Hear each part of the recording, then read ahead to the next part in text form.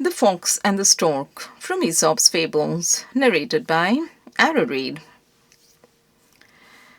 The fox one day thought of a plan to amuse himself at the expense of the stork, at whose odd appearance he was always laughing.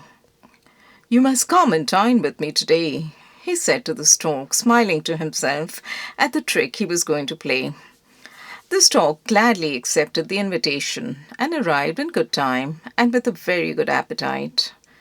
For dinner, the fox served soup, but it was set out in a very shallow dish, and all the stork could do was to wet the very tip of his bill. Not a drop of soup could he get.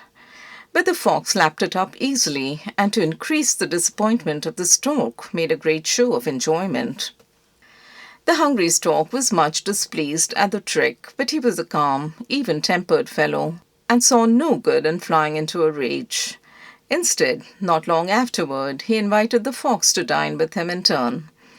The fox arrived promptly at the time that had been set, and the stork served a fish dinner that had a very appetizing smell. But it was served in a tall jar with a very narrow neck.